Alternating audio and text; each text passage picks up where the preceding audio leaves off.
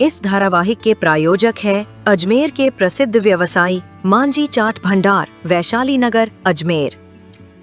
इस श्रृंखला के पहले एपिसोड में हमने जाना कि किस तरह 1925 में डॉक्टर हेडगेवार ने राष्ट्रीय स्वयंसेवक संघ की नींव रखी। अब हम देखेंगे किस तरह यह छोटा संगठन 15 वर्षों में फैलकर एक व्यापक शक्ति बन गया और कैसे इस दौर में संघ को मिला उसका दूसरा सर संघचालक माधव सदाशिव गोलवलकर, जिन्हें सब गुरुजी कहते थे। तो आइए शुरू करते हैं। नमस्कार दर्शकों, बात आज की चैनल की खास सीरीज 100 वर्षों की अमर गाथा में मैं निपुण भार्गव आपका स्वागत करता हूं। दर्शकों, 1925 से 1930 तक संघ मुख्यतः नागपुर और विदर्भ क्षेत्र में सक्रिय रहा। डॉक्टर हेडगेवार ने गांव-गांव जाकर शाखाएं शुरू की। स्वयंसेवक अपने परिवार और मित्रों को जोड़कर इस संगठन को फैलाते।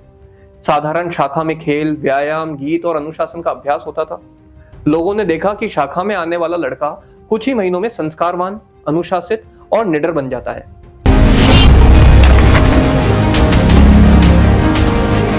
उन्नीस के दशक में स्वतंत्रता आंदोलन अपने चरम पर था। कांग्रेस सविनय अवज्ञा आंदोलन चला रही थी। डॉक्टर हेडगेवार ने स्वयं भी आंदोलन में भाग लिया और जेल भी गए, परंतु जेल से निकलने के बाद उन्होंने स्पष्ट किया कि संघ का कार्य राजनीति से परे है। उनका लक्ष्य था राष्ट्र का चरित्र निर्माण।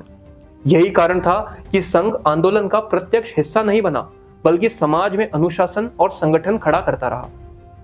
दर्शकों, अगर हम बात करें हेडगेवार जी के व्यक्तित्व की, तो वो अत्यंत सरल किस्म के व्यक्ति थे।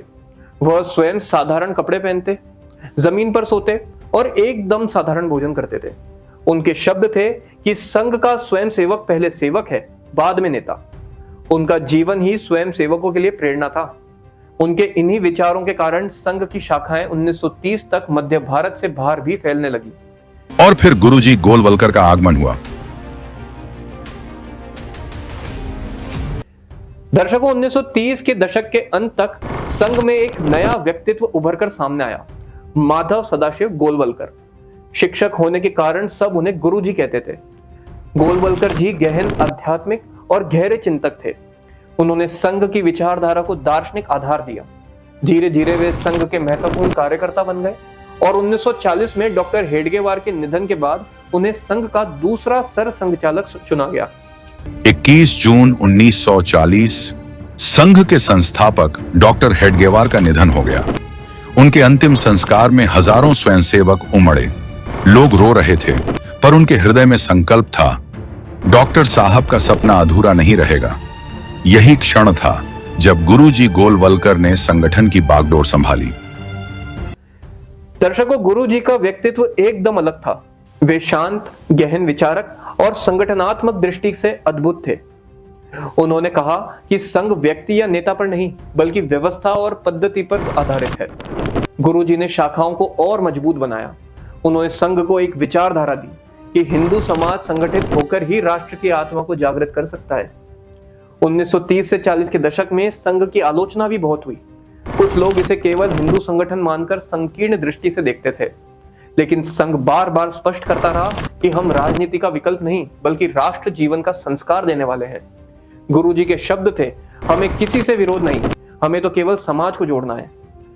1940 तक संघ की शाखाएं मध्य भारत से निकलकर उत्तर भारत, बंगाल और दक्षिण भारत तक भी पहुंची। जहां भी शाखा लगती, वहां समाज सेवा और संगठन की लहर उठती। लोग कहते कि यह लाठी वाला संगठन नहीं, बल्कि राष्ट्र निर्माण की कार्यशाला है।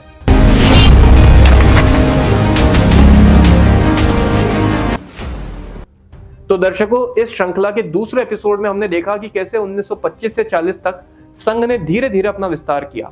डॉक्टर हेडगेवार ने संगठन की नींव रखी और उनके निधन के बाद गुरुजी गोलवलकर ने इसे नई दिशा दी। अगले एपिसोड में हम देखेंगे कि कैसे स्वतंत्रता संग्राम और विभाजन के कठिन वर्षों यानी कि 1940 से 47 के बीच संघ ने समाज में अपनी पहचान बनाई। कल फिर आपसे मुलाकात होगी, तब तक के लिए देखते रहिए बात आज की। धन्यवाद। जय श्री राम। इस धारावाहिक के प्रायोजक थे अजमेर के प्रसिद्ध व्यवसायी मांझी चाट भंडार, वैशाली नगर, अजमेर।